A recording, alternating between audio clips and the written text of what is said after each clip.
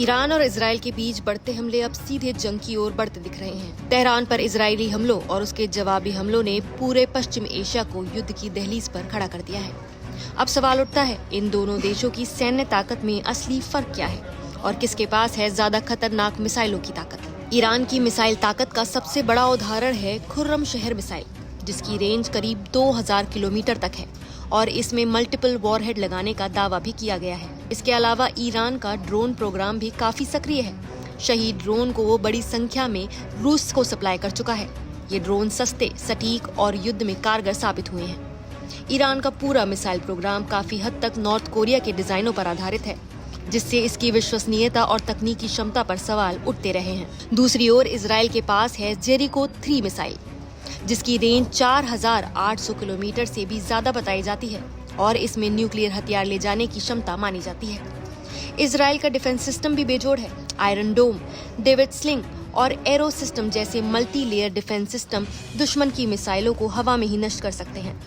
अक्टूबर 2024 में जब ईरान ने भारी मिसाइल हमला किया था, तब अमेरिका की मदद से इस सिस्टम ने ज्यादातर मिसाइलों को इंटरसेप्ट कर लिया था। बात करें सैनिक शक्ति की, तो ईरान के पास बड़ी संख्या में सैनिक हैं। 6 लाख रेगुलर आर्मी और 2 लाख रेवोल्यूशनरी गार्ड 2 अलग अलग हिस्सों में काम करते हैं। रेगुलर आर्मी बॉर्डर की रक्षा करती है, जबकि एलीट क्वाड्स फोर्स जैसे यूनिट गुप्त अभियानों को अंजाम देते हैं। हालांकि पिछले 1 साल में अमेरिका और इजराइल के लगातार हमलों से ईरान की सैनिक और रणनीतिक क्षमता को भारी नुकसान हुआ है। दूसरी ओर इजराइल की सेना का आकार भले ही छोटा हो, लेकिन उसकी गुणवत्ता बहुत ऊंची है। 1.7 लाख सक्रिय सैनिक और 4 लाख रिजर्व फोर्स हर मोर्चे पर तैनात होने को तैयार रहते हैं।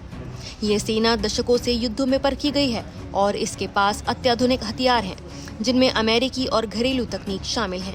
बात एयरफोर्स और टेक्नोलॉजी की करें तो ईरान की वायुसेना में करीब 350 पुराने एयरक्राफ्ट हैं, जिनमें ज्यादातर 70 के दशक और 80 के दशक के मॉडल हैं।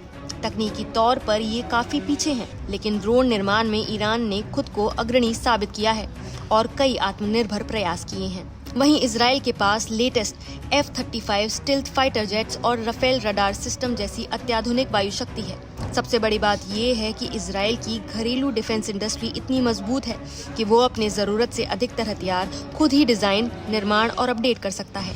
न्यूक्लियर क्षमता और खुफिया नेटवर्क की बात की जाए तो ईरान ने हाल के वर्षों में तेजी से यूरेनियम संवर्धन किया है और विशेषज्ञ मानते हैं कि उनके पास कुछ ही महीनों में न्यूक्लियर हथियार बनाने लायक स्टॉक मौजूद है।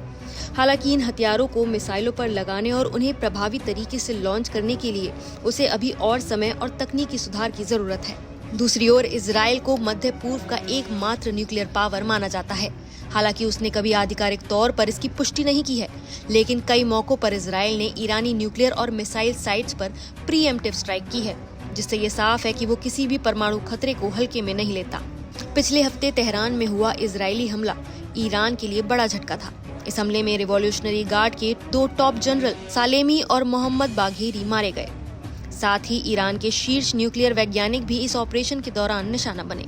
जवाब में ईरान ने मल्टी वॉरहेड मिसाइल दागकर अपने इरादे साफ कर दिए हैं। हालांकि अमेरिका ने इजराइल के हमलों से खुद को अलग बताया है, लेकिन हकीकत ये है कि अरब सागर में अमेरिकी एयरक्राफ्ट कैरियर पहले से तैनात हैं और मिडिल ईस्ट में अमेरिका के एयरबेस और हजारों सैनिक पहले से मौजूद हैं।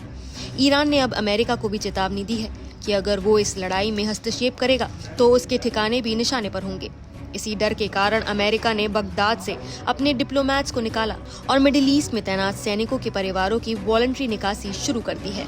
ईरान और इजराइल की ये टक्कर सिर्फ 2 देशों की नहीं है, अब ये अमेरिका को भी खींच सकती है और अगर हालात नहीं संभले तो ये जंग पूरे मिडिल ईस्ट को अपनी चपेट में ले सकती है। अब सबकी नजर है ईरान की अगली चाल और इजराइल की रणनीतिक जवाबी रणनीति पर। क्या ये संघर्ष न्यूक्लियर मोड़ लेगा या वक्त रहते शांति होगी? आपको क्या लगता है, आगे क्या होगा? अपनी राय हमें कमेंट करके बताएं।